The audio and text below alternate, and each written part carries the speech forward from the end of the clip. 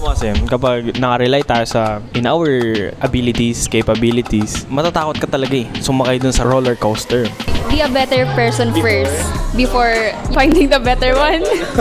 Actually, ganun din yung mindset ko din. Pero natatakot kasi ako sa mga magbabash dito Maganda yung you surround yourself with the in the right room, in the right people, in the right community. Yung mga bagay na mas makakatulong pa sa'yo, na mas mag-grow pa, mas mag-improve. As much as possible or habang bata pa kayo, kailangan yung i-spend yung oras nyo sa mga bagay na may purpose. Hello, Eileen. Ano yung advice mo sa mga kabataan na makapanood nito? Advice mo sa kanila na gustong abutin yung mga pangarap nila sa buhay? Mahirap ba? Paano? Continue pursuing your dreams even if it's hard. Dahil, alam nyo yun, Nahirapan ka ba? yes, nahihirap. Normal lang na mahirapan, di ba? Oo, normal lang naman. Pero, kung passion mo yung ginagawa mo at you put a heart sa lahat ng ginagawa mo, I don't think so na hindi mo maaabot yung pangarap mo. Kasi if you give your, what do you call this one? If you give your heart to the things that you love, maaabot mo talaga yung mga dreams mo sa buhay.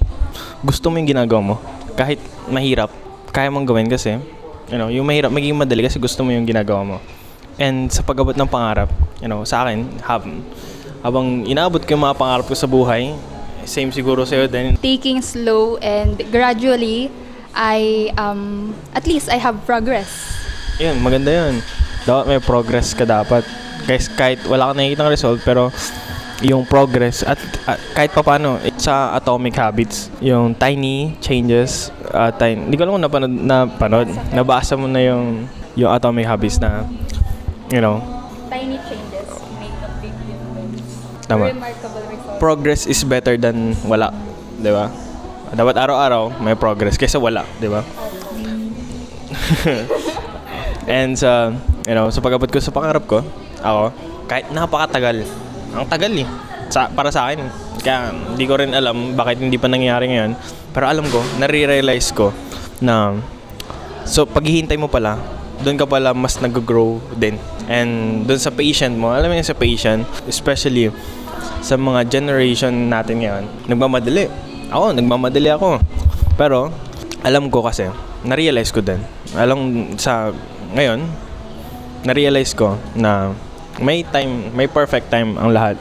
And sa pag-abot ko sa pangarap ko, alam ko, mangyayari yon in the perfect time. In the perfect situation, sa perfect time na binigay ng Diyos sa buhay ko. Kasi alam ko, God's plan is better than our plans. Hindi ko man alam yung plano niya sa ngayon, pero alam ko na meron siyang plano. Kaya maghintay ka lang. Tama ba? Tama. Pero hindi sapat yung paghihintay. If you really wanted to pursue your dreams, kailangan may gawin ka.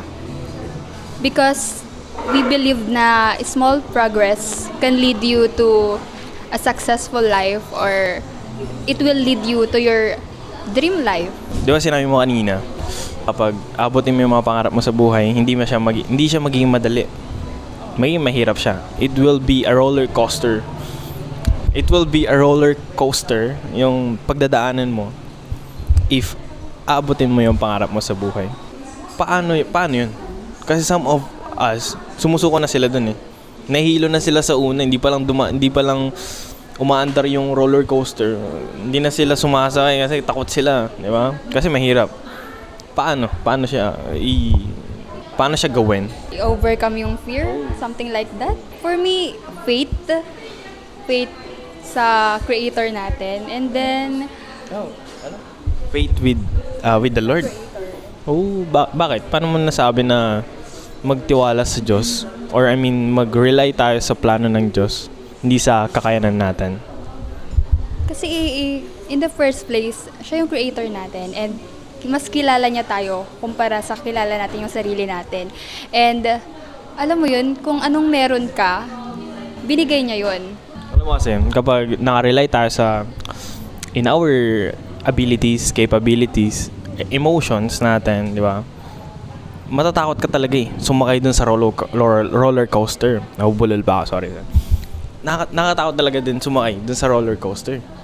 If I will rely on my own emotion, strength. Kaya tayo natatakot eh. Kaya tayo natatakot because of nakarely tayo sa sarili natin. Pero if we will rely on the Lord, tama yung sinabi mo. Na-remind din ako, sasabi niya sa Proverbs 3 verse 5, na do not lean on your own abilities, capabilities, understanding.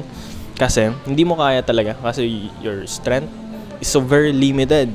Unlike sa creator natin, sinabi mo kanina, limitless, di ba? Sa pag-abot mo sa pangarap, hindi dapat ikaw lang. Ikaw lang yung umaabot ng pangarap na yun. Dapat kasama mo si Jesus Christ sa buhay mo. Kasi nga mas kilala niya tayo kesa mas kilala natin yung sarili natin. And hindi sa lahat ng oras kailangan ikaw yung gumawa ng plano sa buhay mo. But rather, let God be the schedule maker of your life. Na, Hindi dapat ikaw yung mag-schedule. yeah. Siguro may mga instances. Hindi ikaw yung mag-set ng plans sa buhay mo. Oo, ganun. Kasi may mga instances talaga sa buhay natin na we are not capable of everything. And that's okay because we need to humble ourselves, and then kailangan talaga mas kilalanin natin yung creator natin kesa sa kung anong ginagawa natin ngayon. Kasi nga, yung abilities natin limited, pero yung kaya niyang gawin, pwede niyang i-predict yung pwedeng mangyari bukas. Ako, as a human, hindi mo alam yung pwedeng mangyari tomorrow. Di ba? Pero siya, alam niya na. So, saan tayo magtitiwala? Dun sa mas nakakalam ng lahat. Kasi, God's plan is better than our plans. Advice mo sa, hindi sa business, relationship, yan. Sa relationship, na magkaroon ng boyfriend, girlfriend, as early sa young people, di ba? Sa mga young people nowadays, nagmamadali sila sa relationship. Kakaroon na sila agad ng boyfriend, girlfriend. Nagiging priority nila yung relationship other than, school, sa family, and everything, other stuff. Ma-advise mo ba sa kanila na mag-girlfriend na ba agad or mag-boyfriend na ba agad sa habang kabataan pa lang sila? For me, sa principle ko sa buhay, since laking ako, lola, hindi ganun kadalis para sa akin magkaroon ng boyfriend. Bata pa kasi ako, may mga priority. Marami ka bang mga gustong abutin sa buhay? Mga priority sa buhay other than that?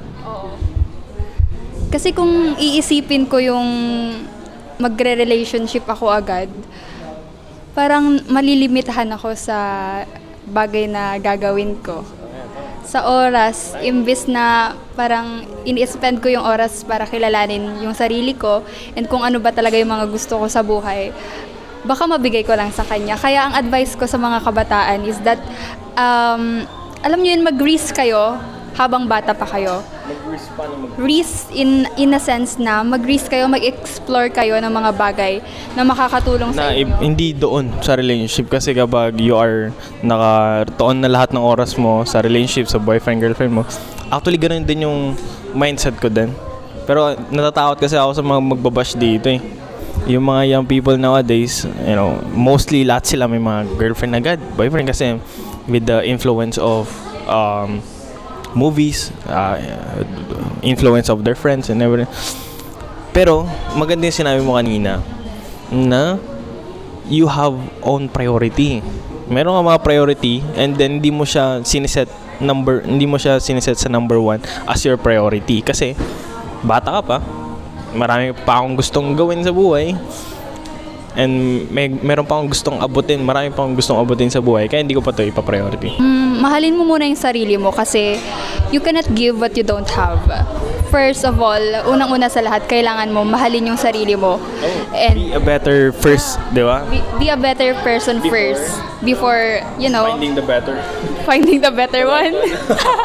Oo, ganon. Kasi hindi ka magiging right person para sa magiging partner mo kung hindi mo naman kilala yung sarili mo, kung hindi mo pinapahalagan or binavalue yung sarili mo. Paano ka nagiging consistent sa content creation? Sa ginagawa natin ngayon, you know what?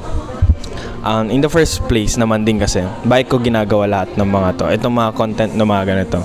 Kaya nagiging consistent din ako because gusto ko rin mas mag-grow sa buhay ko. Gustong, alam mo yung may bago naman. Mayroong parang dati hindi ko to nagagawa, ngayon nagagawa ko na. And siguro na timingan din na mayroon talaga akong nakita ko rin yung ability na kaya kong gawin dito, which is prove naman na sa mga ibang hindi ko alam kung napanood nyo na sa mga ibang videos ko dito sa Facebook page na to. Marami na rin ako na-prove when it comes to storytelling, when it comes to ako kasi nag-edit din ako ng mga video, kaya siguro hindi rin aksidente na magaling ako sa ganitong content creation. Sinasabi ko sa akin kasi proud naman din talaga ako kasi alam mo, kaya unti lang yung nakagawa na ganito kasi mahirap. Hindi naman talaga kasi madali ito Ngayon, pagsasalita natin ng ganito in the public, may mga kakaharap pa kami dito ng mga nagko-coffee na dates, studies, mga tao na nandito. Hindi madali. Pero alam ko kasi na mas mag-grow ako dito. Alam ko na mas mag-i-improve ako dito. Kaya ako ito ginagawa. Dapat alam niyo yung reason dahilan bakit niyo ginagawa yung mga bagay sa buhay niyo. Kasi hindi pwedeng hindi mo alam or hindi siya nagiging benefit sa'yo. Kaya sa akin, itong sa pagiging consistent ko dito sa content creation, ang nagiging inspiration ko dyan is ano yung pwede niyang maidulot or good contribution sa buhay ko. Yun yung nagpupush sa akin bakit ko to kino-consistent. Kasi alam ko, at the end, sa dulo ng tunnel, the end of the tunnel, alam ko na maganda yung maging result. Ano yung advice mo sa mga makakapanood nito, sa mga young people, especially sa mga young people? Alam ko na young people yung mga makakapanood nito. Nakita ko din kasi sa analytics ko, 17 to 20 years old, 21, 22. Yan yung maraming nanonood talaga sa videos ko. Kung makikita nyo sa analytics, alam mo ba mag-check ng analytics? Dapat chinecheck mo dapat analytics mo kasi para alam mo yung audience mo. And then, alam mo kung anong type of videos yung gagawin mo. Kung sino yung mas interesado. Anyways, ano yung advice mo sa kanila na na nawawalan ng pag-asa sa buhay? Hindi ka naman nawawalan ng pag-asa ngayon. Okay. Ano yung pwede mong i-advise sa kanila na nawawalan na sila ng pag-asa sa buhay, ang dami na nilang pinoproblema sa school, sa family, sa sarili din nila. May problema, yeah. Challenges, struggles, depression, anxiety. Ano yung pwede mong advice sa kanila para mag-move forward pa din? Especially sa mga generation natin ngayon, Gen Z. Kasi parang nakita ko ata sa case study sa internet na pinaka-depressed na generation ngayon is yung generation natin ngayon. Before, wala pa. Siguro ilan lang. Pero ang laki kasi daw ng factor ng technologies, cellphone, Instagram, kaya nadidepress yung mga tao. I don't know. Pero sa case study na nabasa ko, worst daw yung nangyayari sa generation natin ngayon. Especially sa depression and anxiety. Ano yung pwede mo i-advise sa nila para mas magpatuloy pa sa buhay nila at abutin yung mga pangarap nila? Ang advice ko sa mga young people na makakapanood nito, always put faith in everything you do. Put faith, put God in the center of everything. Kasi ang depression, hindi mo yan masusukat. Pero mababago ng Lord yung situation mo if you have faith. And ang isa pang advice ko sa mga young people is that as much as possible or habang bata pa kayo, kailangan nyong i-spend yung oras nyo sa mga bagay na may purpose. Kasi kung hindi mo alam yung purpose mo sa buhay, paano mo maaabot yung pangarap mo? Paano mo maa-achieve yung mga bagay na gusto mo? Last advice mo to those people na losing hope in their life. Losing hope in their lives. Kailangan mo lang talaga ng strong foundation. Yung kagaya nga ng sinabi mo kanina na surround yourself with the people who have the same passion, who have the same vision, same passion with you.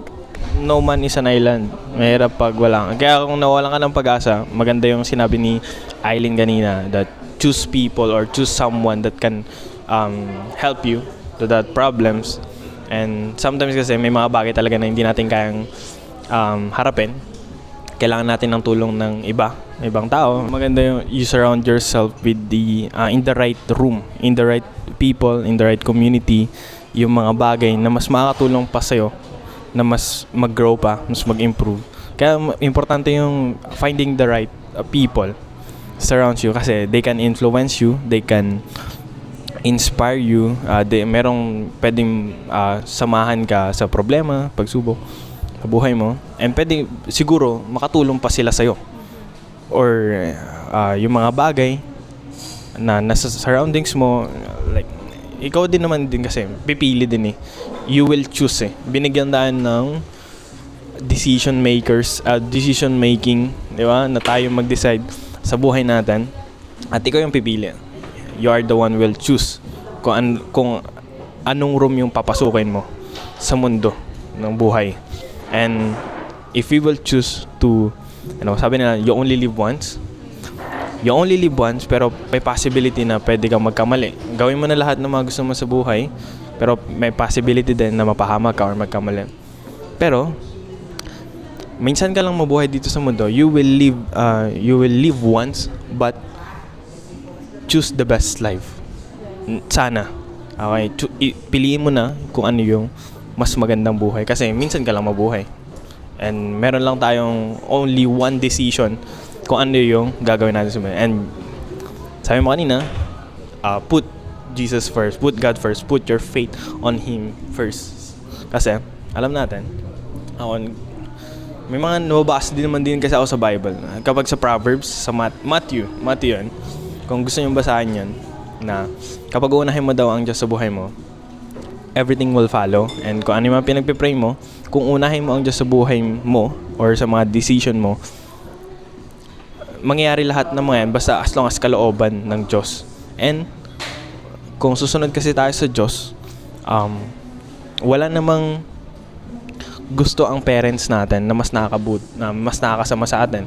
Gusto ng parents natin na yung mas nakakabuti pa para sa atin. Same din as our spiritual father.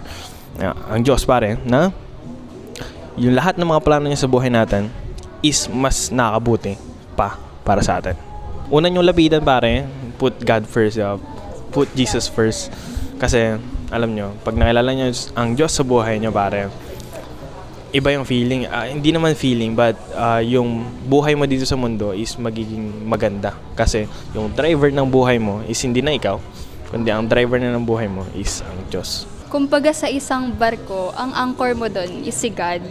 Kailangan siya yung kumokontrol ng buhay mo. Kaya kapag may mga... Hindi ka pwede mag-stop kasi naglilid na sa'yo, nagga-guide na sa'yo, ay nagda-drive na ng buhay mo. And yung, alam mo yung nakahawak ng monobela, tsaka yung preno, di ba? Hindi, kapag mag-i-stop ka sa buhay mo, ikaw na yung nagpreno Pero if you will rely your plans, your life on Jesus, on God, pare, siya na yung magmamaneho and siya na bahala sa'yo kung saan ka pupunta.